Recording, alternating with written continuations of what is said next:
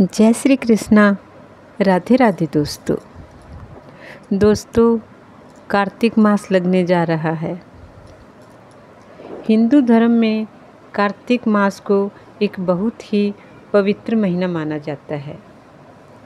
जिस प्रकार श्रावण मास में भगवान शिव और बेलपत्र का अत्यधिक महत्व होता है, उसी प्रकार कार्तिक मास में भगवान श्री हरि विष्णु और तुलसी का महत्व होता है। कार्तिक मास में तुलसी की पूजा आराधना करने से घर में सुख शांति और समृद्धि बनी रहती है। दाम्पत्य जीवन सुखी होता है और घर में खुशहाली आती है। दोस्तों, कार्तिक मास में भगवान विष्णु की पूजा की जाती है और भगवान विष्णु को तुलसी अति प्रिय है। इसीलिए तुलसी जी का एक नाम विष्णु प्रिया भी है। बिना तुलसी के भगवान विष्णु की पूजा पूर्ण नहीं मानी जाती। जिस भोग में तुलसी दल नहीं होता, उस भोग को भगवान विष्णु कभी स्वीकार नहीं करते। कार्तिक मास में तुलसी द्वारा भगवान विष्णु की पूजा करने से वे अति प्रसन्न होते हैं। कार्तिक मास में तुलसी की पूजा करने से पापों का क्षय होता है। वैसे तो दोस्तों, तुलसी की पूजा कभी भी की जाए निष्फल नहीं जाती, लेकिन व्यक्ति का स्वभाव परिवर्तनशील होता है। ज़्यादा दिनों तक वह कोई भी काम नहीं कर सकता, उसका मन ऊब जाता है। इसीलिए वर्ष भर पूजा करना सभी के लिए संभव नहीं होता। तभी तो हर महीना किसी न किसी विशेष पूजा के लिए निश्चित है। जैसे श्रावण मास में भगवान शिव की पूजा के साथ साथ बेल वृक्ष की पूजा की जाती है। व्यक्ति पूरे श्रावण मास में शिवलिंग पूजा के साथ साथ बेल वृक्ष की पूजा भी कर लेता है। वैसे अगर चाहें प्रतिदिन वह बेल वृक्ष की पूजा करे तो नहीं कर पाता, लेकिन जैसे ही श्रावण मास समाप्त होता है, वह नियम के अनुसार भगवान शिव की पूजा और बेल वृक्ष की पूजा नहीं कर पाता। इसी प्रकार तुलसी की पूजा भी वर्ष भर नहीं की जा सकती। की तो जा सकती है, लेकिन सभी का सामर्थ्य नहीं होता, क्योंकि पूरे वर्ष भर पूजा कर पाना सभी के लिए संभव नहीं है। इसलिए यदि बात एक महीने की हो तो हर कोई एक महीने तक तो नियम पूरे करने की कोशिश करता है।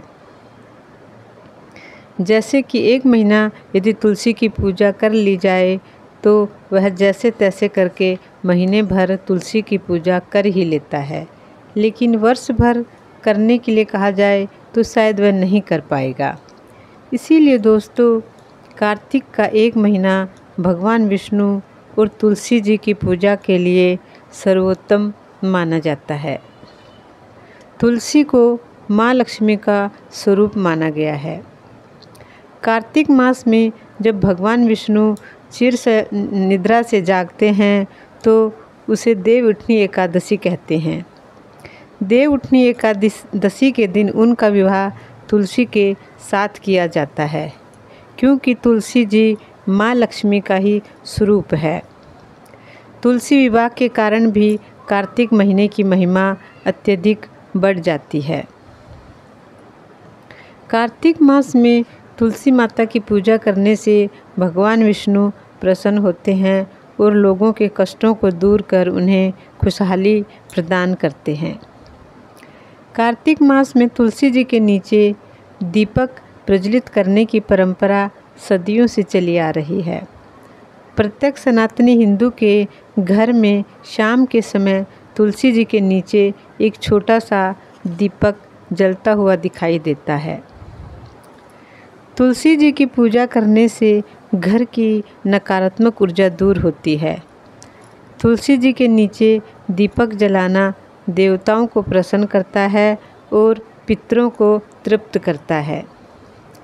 तुलसी जी की पूजा करने से संतान सुख की प्राप्ति होती है, वैवाहिक जीवन सुखी होता है और घर में संपन्नता आती है।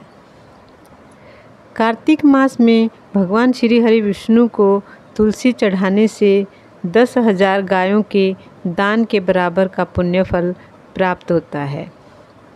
कार्तिक मास में प्रातःकाल श्री हरि विष्णु की तुलसी द्वारा पूजा करने से मोक्ष की प्राप्ति होती है। तुलसी पापों का नाश करने वाली और पुण्य प्रदान करने वाली मानी गई है। जिस घर में एक से अधिक तुलसी के पौधे होते हैं वह घर तीर्थ के समान माना जाता है और वहाँ कभी भी यम के दूत प्रवेश नहीं करते।